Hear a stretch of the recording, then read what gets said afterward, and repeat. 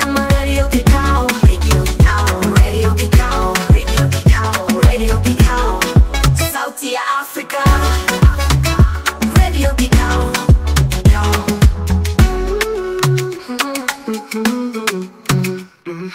Kupitia njia ya mitandao nimeona pia kituo hiki kinaweza kufuatiliwa na Wakenya kutoka mataifa ya nje. Naam. Na hilo ni jambo mzuri sana. Mimi binafsi na mkubali sana Bwana Matiang'i, ni mchapakazi na kuenda mbele. Sisi tunataka wachapakazi, sio wanasiasa. Kwanza nitaanza na tajriba yake. Bwana Matiang'i ni mzoefu sana katika masuala ya masomo. Naweza kumuona kuwa alikuwa chancellor pale, vice chancellor katika chuo kikuu cha Nairobi kabla ya Bwana Rais Uhuru Kenyatta kumteua kama waziri. Kwa hivyo namkumbuka ameweza kusaidia mambo mengi. Jambo la kwanza lilikuwa ni kuhama kutoka kwa ule mfumo wa analogi kwenda mfumo wa digital. Hapo tunazungumzia mwaka wa 2015. Kwa hivyo tunaona yeye alikuwa ni mtu wa kusema na kutenda. Vile vile namkumbuka Matiang'i kwa kuweza kuharakisha sana mfumo wa kusahihisha mitihani kutoka kwa mwezi mmoja kwa mpaka takriban kama wiki 2 hivi, na labda kama siku 5 hivi kwa mitihani ya shule za msingi. Kwa hivyo ni mchapakazi. Asante. Naam.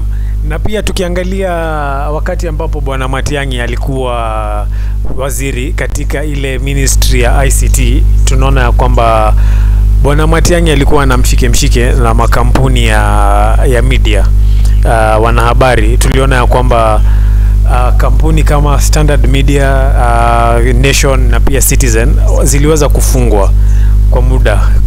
Nadhani ilikuwa kwa wiki kadhaa, wakati ambapo kulikuwa na ile migration kama vile ambavyo umesema, migration ya digital, ya analog to digital. Unaona ya kwamba ilikuwa ni lazima kuweza kufunga stesheni zile, ama kwamba Bwana Matiang'i alitumia nguvu kupita kiasi kuweza kuhakikisha kwamba stesheni hizi zinafuatilia ile mikakati ambayo serikali ilitaka. Sidhani kama alitumia nguvu kupita kiasi, kwa sababu sheria ni msumeno unakata mbele na nyuma, na vituo hivi vyote vya utangazaji vilikuwa vimepewa muda wa kutosha kuweza kufanikisha ule uhamiaji. Kwa hivyo hakukiuka sheria, na ule ulikuwa ni mfumo ulikuwa unaendelea duniani mzima. Kwa hivyo diposa tuweze kuyapata yale masafa kwa njia ya urahisi, ilikuwa ni mpaka tuhamie kwa masafa ya dijitali, tutoke kwa haya ya analogi. Kwa hivyo alikuwa tu anafanya kazi kulingana na sheria. Asante. Na pia tukimwangalia pia pale katika wakati ambapo alikuwa waziri wa masomo, waziri wa education, tuliona ya kwamba kama vile ambavyo umesema kwamba Bwana Matiang'i aliweza kuhakikisha kwamba mitihani ya kitaifa iliweza kusahihishwa kwa haraka, na pia wanafunzi wakaweza kupata results zao mapema.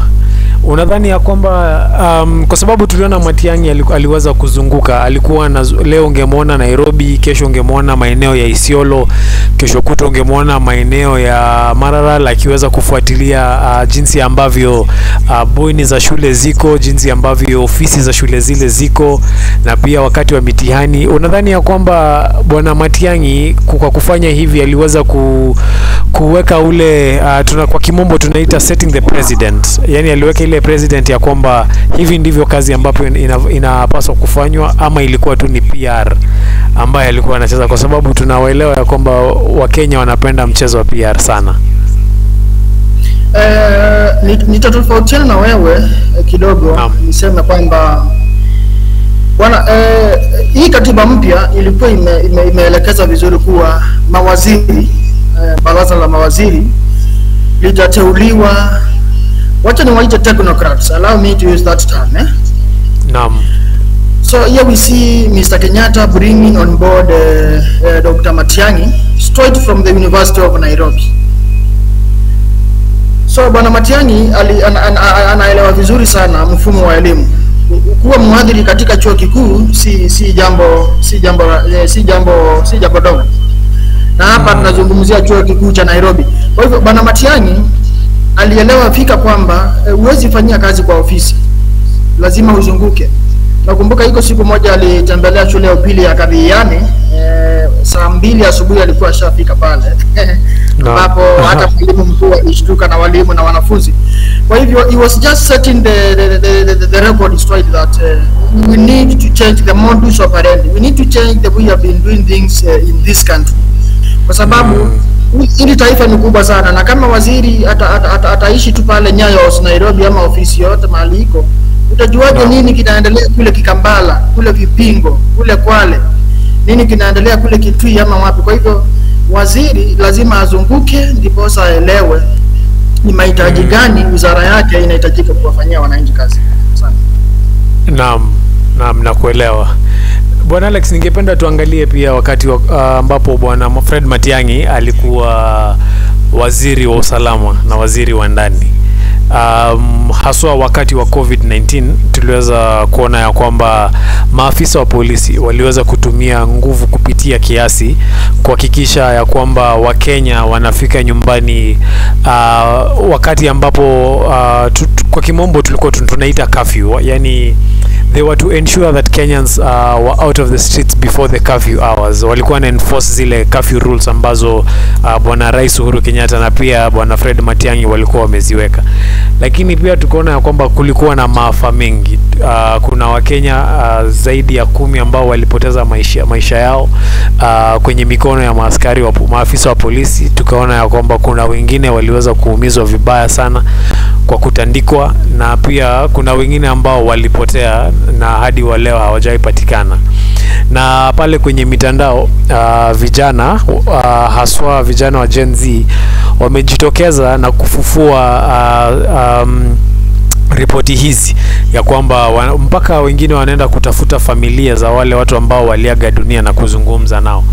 Unaona ya kwamba Bwana Fred Matiang'i sasa kurejea nchini, hata kabla ya kurejea nchini, wacha tuangalie kwanza hiyo instance ambapo alikuwa waziri wa ndani. Unadhani ya kwamba kuna kitu ambacho angekifanya kuhakikisha ya kwamba maafisa wa polisi hawakutumia nguvu kupitia kiasi na kwamba hakungekuwa na maafa kama yale ambayo tuliyaona? Kwa sababu Wakenya wengi ambao walikuwa wanaumizwa walikuwa Wakenya ambao walikuwa wanarudi nyumbani. Tulikuwa tunaona wengine wanachapwa, wanashukishwa kutoka kwenye magari yao kwenye mabarabara na kutandikwa. Unadhani ya kwamba labda hapa maaskari walitumia nguvu na Bwana Matiang'i alikuwa nafaa kuwakosoa? Naweza sema kwamba kile kipindi cha COVID-19 duniani mzima tulishuhudia maafa mengi sana, na Wakenya wako na tatizo moja. Wakenya wapendi sana kufuata sheria. Kwa hivyo lockdown ama curfew ilikuwa inasemekana inaanza saa 12, na unaona mtu saa 1 ndio anatoka anaanza kuzunguka. So unaona ile italete mkinzano fulani, kwa sababu polisi wanafanya kazi kufuata, they are following orders. Na rais mwenyewe alikuwa ametangaza zile mikakati ambazo serikali imeweka. Kwa hivyo ndiposa kuzuia kuenea kwa ile ugonjwa wa corona, ndio unaona polisi ilibidi watumie nguvu. Siungi mkono kutumia nguvu kupita kiasi, lakini pia sisi kama Wakenya ni vizuri tujifunze kufuata sheria, kwa sababu nitakupea mfano na taifa la Botswana walitangaza kuwa kuanzia saa 10 ya mchana hakuna kutoka nje mpaka saa 10 ya usiku. Kwa hivyo na sheria inafuatwa. Lakini hapa kwetu ni kama Wakenya ukiwapea deadline, ukiwaambia siku fulani ndio itakuwa ya mwisho ya kufanya kitu, hiyo siku ndio watakuja kuifanya. Kwa hivyo ni tubadilishe mfumo wetu wa kufanya vitu. Kwa hivyo ni inahuzunisha, kuna watu walipoteza maisha na kuna familia pia zilipoteza wapendwa wao, lakini kuenda mbele ni vizuri pia tujifunze sisi kufuata mfumo wa sheria ambao umewekwa. Asante. Lakini unajua Bwana Alex, kuna familia ambazo zilipoteza wapendwa wao. Wacha nikupatie mfano. Katika kaunti ya Embu kuna wale vijana mapacha ambao wanajulikana kwa umaarufu kama the Kionjokoma Brothers, na walikuwa vijana wachanga sana, kwa sababu inasemekana ya kwamba walikuwa na miaka chini ya 25 na walikuwa wameanzisha biashara yao ndogo sana ya kuuza nyama.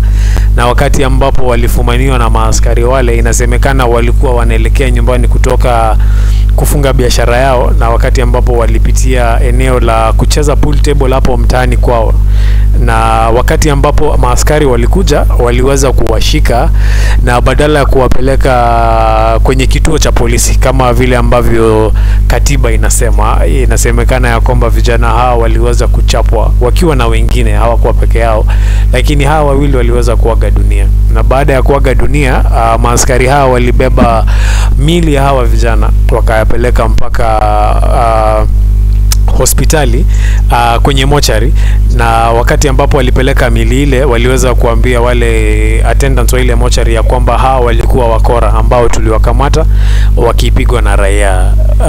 Bwana Alex, kwa kweli tukiangalia jambo kama hili, vijana wadogo sana, vijana ambao hadi wa leo hakuna makosa ambayo iliweza kupatikana na maaskari wale ambao walifanya vitendo hivi, bado wametiwa mbaroni.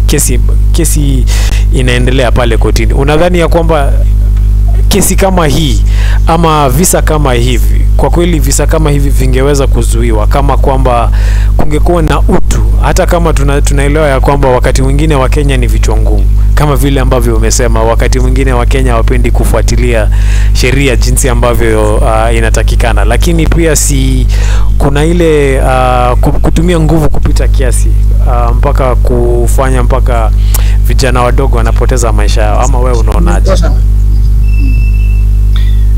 Kweli maafisa wa polisi walikosa, kwa sababu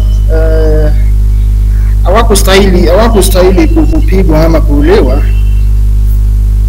Ndiposa ninasema, ndio nakumbuka juzi katiba ilikuwa imesema, unajua kitambo ilikuwa inaitwa Kenya Police Force, na katiba mpya ikaibadilisha ikaifanya ikuwe Kenya Police Service. So bado ile nguvu, the force now in Kenya Police now should be substituted with the service ambayo ni huduma. Nakumbuka Waziri Mutahi Kagwe hiyo wakati wa corona akisema ukipata watu wamelewa, maafisa wa polisi waweke kwa hizo Land Rover, polisi wasindikisha waende nyumbani, lakini tunaona hali ni tofauti. Polisi wote si wabaya, lakini iko baadhi ya maafisa wa polisi kwenye kikosi ambao wanaiharibia sifa huduma ya polisi kwa taifa. Jambo la kwanza, polisi wanafanya kazi mzuri sana ya kulinda usalama, lakini ipo wengine ambapo pia wanaharibu ya kikosi kizima cha polisi jina kwa kutumia nguvu kupita kiasi, ambacho tumeshuhudia wakati wa maandamano, wakati wananchi wanalazimishwa kuhama mahali, na ambayo ni makosa. Kwa hivyo kuenda mbele, kwa sababu visa kama hivi vitarudia, hata tunaelekea msimu wa kupiga kura, ni vizuri maafisa wa polisi waelewe kazi yao ni nini: kudumisha usalama, to maintain law and order, not to use excessive force and not to just beat people or shoot people anyhow. Thank you. Sawa. Wacha sasa tuangalie ile kesi ama history yote ya kupatikana kwa mili pale katika mto wa River Yala. Kwa labda kwa wasikilizaji wetu ambao hawajui ni nini tunaongelelea, zaidi ya miaka mitatu ambayo imepita, tuliweza kuona kwenye vituo vya habari ya kwamba miili ya watu kadha wa kadha, zaidi ya miili kupitia taarifa ambayo ilikuwa imechapishwa na gazeti ya The Star, kwa mwaka moja peke yake kulikuwa na zaidi ya miili 38 ambayo ilitolewa pale River Yala. Kwa kufuatilia kesi kadhaa, inasemekana ya kwamba wengi wa watu ambao walikuwa wameuawa si watu wa eneo hilo la River Yala. Wengi wao walikuwa wanatoka maeneo ya Nairobi, wengine wanatoka maeneo ya Nakuru, wengine walikuwa wanatoka mbali kama maeneo ya Taita Taveta, na walakuja kupatikana baadaye wameuawa na miili yao kutupwa pale River Yala. Unadhani ya kwamba Bwana Matiang'i kama waziri wa ndani, kuangalia kwamba serikali hajawahi patia wananchi jibu ya kwamba ni nani alikuwa anaua watu hawa na ni nani ambaye alikuwa anatupa miili hii pale kwenye kwenye mto ule. Unadhani ya kwamba bwana Matiang'i sasa jinsi ambavyo amerudi nchini, he is accountable to the people of Kenya, ya kwamba anafaa kueleza wananchi ni nini ambacho kilikuwa kinaendelea na miili hii ilitoka wapi na chanzo cha kuuawa kwa watu hawa kilikuwa ni kigani? Ningependa kusema kuna jambo moja huwa inanifurahisha sana na mataifa ya ng'ambo ama mataifa ya ughaibuni, wakati waziri ama kiongozi yoyote anapatikana na kashfa ama ile wizara anaongoza inapatikana na maswali mengi, huwa anajiuzulu. Lakini Kenya yetu huo mfumo wa kujiuzulu ni tofauti sana. Tunaona mtu anapewa kazi ya serikali, anaiba mabilioni, kesho yake anaenda anasimama anakuwa governor mahali ama anakuwa senator mahali. Kwa hivyo wakati ule kulingana na sheria aliyekuwa waziri wa usalama Daktari Matiang'i angejiuzulu. Na baada ya kujiuzulu kungebuniwa tume ya uchunguzi wachunguze ama idara ya DCI wachunguze na wapewe wa Kenya ripoti.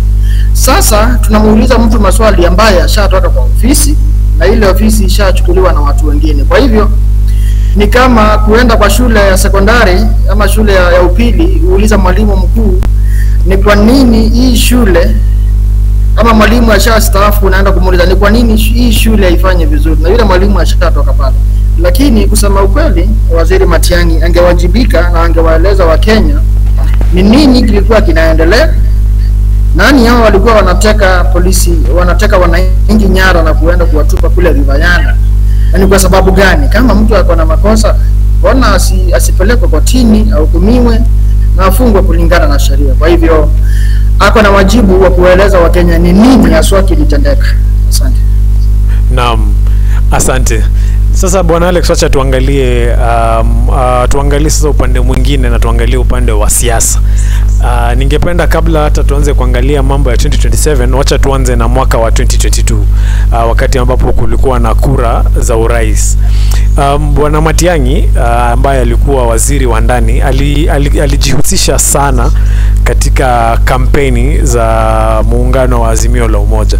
Tulimwona ya kwamba alikuwa anazunguka wakiwa naye bwana Raila Odinga na wafuasi wake kwenda kaunti kadhaa, mojawapo ikiwa ni kaunti ya Kisii ambapo bwana Fred Matiang'i anatoka, na bwana Matiang'i akaweza kumpigia debe bwana Raila Odinga.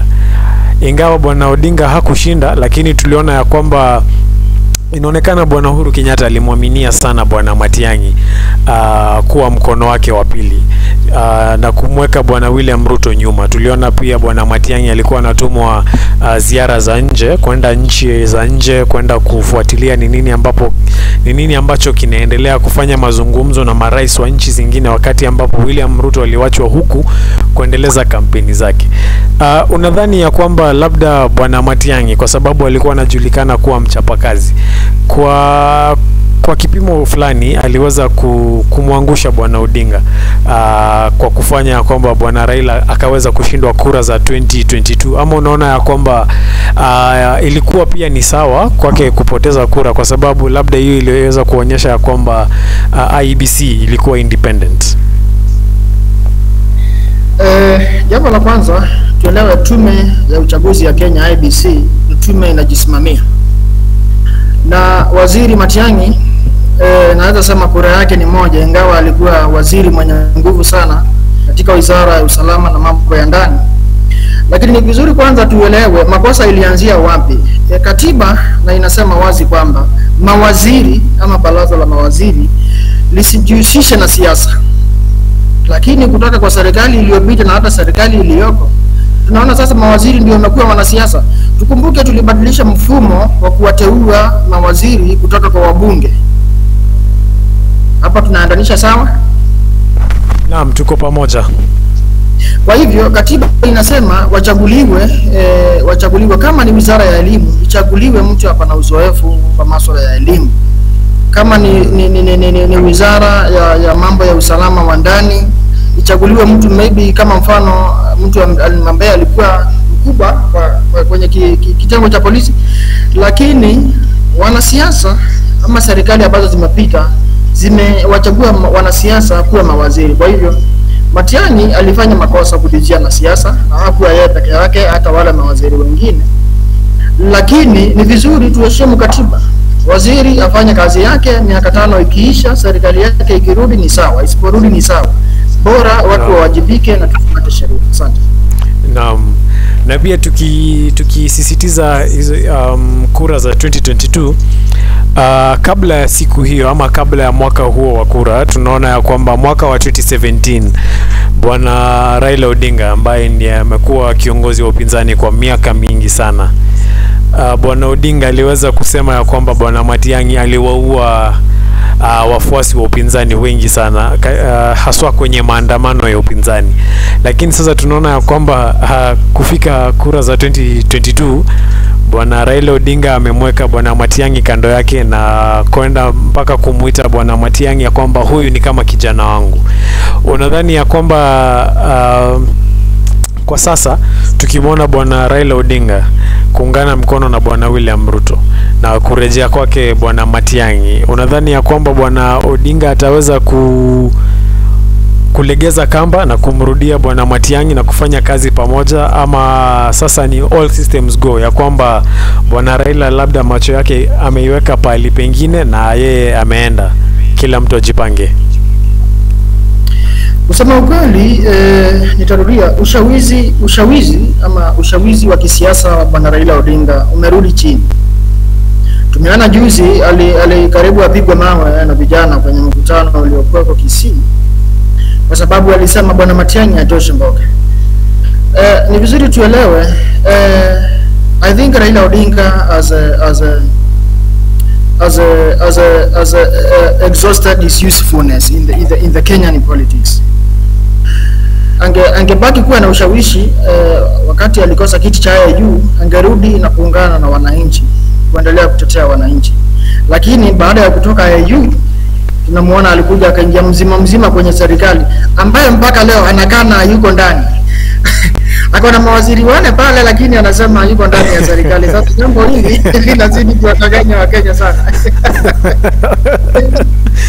Naam, tumesikia mara nyingi sana akisema kwamba yeye yuko kwenye serikali lakini watu wake wako kule ndani. Bas. Kwa hivyo kuelekea mwaka 2027 kila mtu atakuwa kivyake. Naam. Asante. Kwa sababu bwana Odinga ako na historia ya kuwa na amekuwa na historia kubwa sana ya kufanya kazi na viongozi wengi sana. Marais wote ambao wamekuwa ndani ya Kenya isipokuwa bwana hayati mzee Jomo Kenyatta, wengine wote bwana Raila Odinga amefanya kazi nao. Lakini ukiangalia serikali ya William Ruto na serikali ambazo zimekuwa hapo awali, inaonekana bwana Raila Odinga anajua ni nini kinaendelea, na labda anajua ya kwamba the government of the day is very unpopular with the people. Kwa hivyo yeye labda yuko pale tu kuhakikisha ya kwamba labda tumbo yake imeangaliwa, lakini tukikaribia 2027 labda atajiondoa kama vile ambavyo alijiondoa kutoka chama cha KANU wakati wa kura za 2002. Ile jambo umesema ni kweli. Hata nimeona kwa magazeti ya leo kumeanza kuwa na mvutano baina ya wana UDA na wale viongozi wako pale wa ODM. Ni kama wale viongozi wako pale wa ODM kwenye serikali ni kama sasa wameanza kuona ni kama wanabaguliwa kwa njia moja ama nyingine. Na tetesi siko kwamba mtu kama waziri wa fedha bwana John Mbadi huenda hata asisome bajeti ya huu mwaka ya mwezi wa 6. Kwa hivyo ule mpango ama ile ndoa ya wana ODM na wana Kenya Kwanza ni kama haiko imepangwa vizuri. Kwa hivyo tunatarajia tu kuona mgawanyiko. No. Wana Odinga na watu wake watajipanga kwa minajili ya mwaka wa 2027. Asante. Naam, kwa sababu tumemsikia bwana Odinga akisema ya kwamba CA alijipeleka kwa bwana William Ruto, lakini ni William Ruto ambaye alijileta kwake, yeye ndo alimtafuta. Kwa hivyo labda bwana Odinga akisema mambo haya anajua kile ambacho anakisema, ya kwamba mambo ya kiumana atajiondoa, kwa sababu anajua ya kwamba Wakenya haswa kutoka zile strongholds zake mwenyewe hawataki mambo yake. Tunamsikia bwana kama James Orengo ambaye amekuwa pamoja na bwana Odinga kwa miaka nyingi, akisema ya kwamba yeye haungi muungano huu mkono. Sasa unadhani ya kwamba labda bwana Odinga ataweza kujiondoa pale na kuungana naye bwana Matiang'i, kwa sababu wako na historia, na pia bwana Uhuru Kenyatta ambaye inasemekana yeye ndiye ambaye anamsukuma bwana Matiang'i aweze kusimamia kiti cha urais, ya kwamba bwana Uhuru ataweza kumvuruta bwana Raila na kumweka pale kwenye meza ya mazungumzo. Tukiangalia mfumo wa siasa ambao unaanza kujitokeza, ni kwamba bwana Uhuru Kenyatta ni kama amepoteza imani na bwana Raila Odinga baada ya ile handshake, ama baada ya kupeana wale wanawaita experts. Kwa hivyo kuenda mbele, tunaona sasa chama cha Jubilee ambacho kinaongozwa na Uhuru wa Kenyatta kimeanza kumleta kwa karibu sana bwana Matiang'i. Juzi tu kiongozi tunayemheshimu sana bwana Kalonzo Musyoka walikutana mahali na Uhuru akamwambia, bwana Musyoka, unaweza shinda hiki kiti cha uongozi, shida yako ni kuondokea dakika ya mwisho. Tukumbuke bwana Kalonzo mwaka 2022 alikuwa amesema hata unga mtu yote mkono ataenda mpaka debeni. Lakini tulishangaa sana tukiona akiulizwa maswali na vyeti vyake vya shule. Kwa hivyo tuelewe zile siasa zinakuja zitakuwa na mkenge huko fulani sana. Itakuwa ni jambo tofauti. Naam. Hapo kuna kizungumkuti. Wacha sasa tuweze kuangalia muungano, haswa tukimweka bwana Odinga kando. Bado kuna viongozi ambao wamebobea kisiasa ambao tunaona ya kwamba ni kama wanaungana. Tuangalie bwana Rigathi Gachagua ambaye alikuwa naibu wa rais aliyetimuliwa mwaka uliopita. Bwana Gachagua imeonekana kwa muda ya kwamba akona ushawishi mkubwa sana haswa katika jamii la Wakikuyu, na pia tumemwona akifanya mazungumzo na watu wengi. Tumemwona ya kwamba ameenda pale maeneo ya Western Kenya na kumvuruta bwana Eugene Wamalwa na chama chake cha DAP Kenya. Tukamwona amekuja maeneo ya Ukambani, ameweza kumvuruta bwana Kalonzo Musyoka na chama cha Wiper. Tumeona kwamba pia amerudi kule nyumbani kwao na kumvuruta anayemuita dada yake mama Martha Karua na kumweka kando yake pia. Na pia amesema ya kwamba yeye hana shida na kufanya kazi na Uhuru Kenyatta na kufanya kazi na Fred Matiang'i, kwa sababu yeye anataka tu kumuondoa bwana William Ruto. Tukiangalia sasa labda huu muungano ambao labda utakuwa ni upande moja ni hawa wanasiasa wote wameungana, na upande mwingine itakuwa ni William Ruto na Raila Odinga peke yake. Kwa mtazamo wako na labda kwa experience yako ya kisiasa, unadhani ya kwamba muungano huu uko na nguvu tosha wa kumwangusha bwana William Ruto kwenye kura za urais? Kusema ukweli, kile kitu tunaenda kushuhudia itakuwa ni kama kile kilifanyika mwaka wa 2002 wakati hayati mzee Mwai Kibaki aliungana na viongozi wengine na kuweza kumtimua ama kuweza kumwangusha Uhuru Kenyatta ambaye alikuwa ameletwa na chama cha KANU. Kwa hivyo kuenda mbele, tutaweza kuona miungano mingi sana ya kisiasa, na nitarudia na nitasema bwana Rigathi Gachagua atakuwa na usemi mkubwa sana kwa uongozi ama kwa kura za urais ambazo zinaelekea kukuja. Juzi tumemwona Rigathi Gachagua amekutana na mawaziri bwana Justin Muturi, amekutana pia na Mithika Linturi, na wala tusisahau ni viongozi kutoka Mlima Kenya na ambao wametolewa kwa siasa kwa njia tofauti. Kwa hivyo huenda mbele miungano itakuwa mingi. Tumeona pia kumekuwa na wito wa jamii ya Gema, wana Kikuyu, Embu, Meru and the Kapa community kuungana pamoja. Na kwa hivyo kusonga mbele, kura is all about numbers. Kwa hivyo yule mtu atapata uungaji mkono kutoka Mlima Kenya, bila shaka atapata kiti cha urais. Asante. Naam.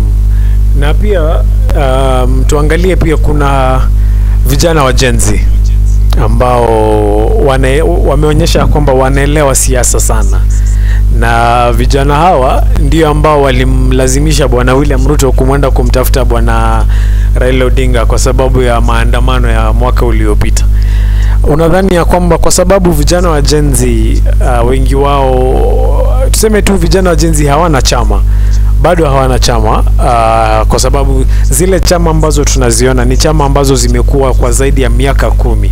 Ukiangalia chama cha Wiper kimekuwa pale kwa muda mrefu sana, chama cha NARC Kenya, chama cha UDA kimekuwa kwa miaka, chama cha KANU na chama zingine. Unadhani sasa vijana hawa, kwa sababu wamesema ya kwamba wanatamani sana kuwa kwenye uongozi na wanatamani kuwa na rais ambaye si mfisadi, rais ambaye si mkabila, na rais ambaye si mwizi, unadhani ya kwamba wakati huu vijana hawa Gen Z wanafaa kuanza kujipanga na kutafuta labda urafiki na viongozi wengine ili waweze kuwa na coalition mzima ambao itaweza kumchallenge bwana William Ruto? Kwa sababu kwa kweli ukiangalia historia ya siasa za Kenya, itakuwa ni ngumu sana kwa mtu mmoja kusimama peke yake na kumwangusha rais ambaye amekalia kiti, kwa sababu tukiangalia kura za 1992 wakati ambapo bwana Kenneth Matiba aliweza kukosana na bwana Jaramogi Oginga Odinga, na wote wawili wakaweza kusimamia kura na chama tofauti, mwishowe bwana Moi aliweza kushinda kura zile. Sasa unadhani kuzuia kura za 1992 kufanyika tena, ama lile tukio kufanyika tena, hawa vijana wa Gen Z wanafaa kuweka tofauti zao kando kwanza na bwana Matiang'i na kuweza kuzungumza lugha moja na kukaa kwenye meza moja na kuweza kupanga hatua ya kwenda mbele sasa, kwa sababu sasa tunaona ya kwamba nchi haiendi vizuri, uchumi haiendelei vizuri vile. Ama wewe unaonaje? Mimi nasema kwamba vijana wa Gen Z watakuwa na sauti pia, na ushawishi mkubwa, lakini jambo la kwanza ni vijana wenyewe wajisajili. Tunaelekea kumaliza kubuni ile tume ya IEBC. Wale vijana kwanza ndio wajisajili, kwa sababu hata wakipiga kelele namna gani kwenye mitandao na wana kura hazipigwi kwa mitandao, kura zitapigwa kwenye kituo cha kupiga kura, na silaha yako ya kupiga kura ni kusajili kwa mpiga kura. Kwa hivyo jambo la kwanza vijana wa Gen Z ni wajisajili. Jambo la pili, tuelewe vijana wa Gen Z ndio ambao wamekuwa shule wakati Matiang'i alikuwa waziri. Vijana wa Gen Z hawana ukabila, hawaangalii ukabila, wao wanaangalia ni nani atalikomboa taifa letu na ni nani ataelekeza taifa letu kusonga mbele. Kwa hivyo wale viongozi watakuwa na manifesto ambayo inajali maslahi ya vijana, na wale viongozi watashawishi vijana wa Gen Z kujiandikisha kama wapiga kura. Bila shaka wataenda kuchukua ushindi mwaka wa 2027. Asante sana bwana Alex. Msikilizaji, huyo amekuwa bwana Alex Musyoki ambaye ni mchanganuzi wa siasa hapa ndani ya Radio Kikao. Alex, ningependa kusema ni asante kwa muda wako. Asante sana, na natumai ya kwamba tutaweza kuzungumza tena na kuwa nawe tena kwenye kipindi. Namuona bwana Matthew Maingi anaungana nasi. Labda wacha nimkaribishe ili aweze kusema mawili matatu kisha tuweze kumaliza mazungumzo. Asante sana. Asante. Naam, bwana Matthew, habari ya jioni.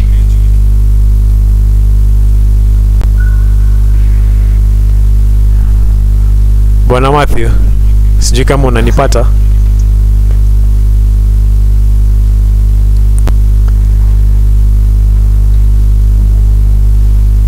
Bwana Matthew, habari ya jioni.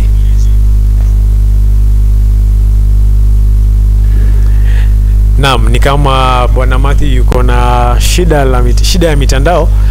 Kwa hivyo wacha tuendelee na kipindi, wacha turudi kwenye mziki ili tuweze kwenda pamoja mpaka mida ya saa 1 usiku. Bwana Alex, ningependa kusema ni asante tena. Asante sana. Asante, nashukuru.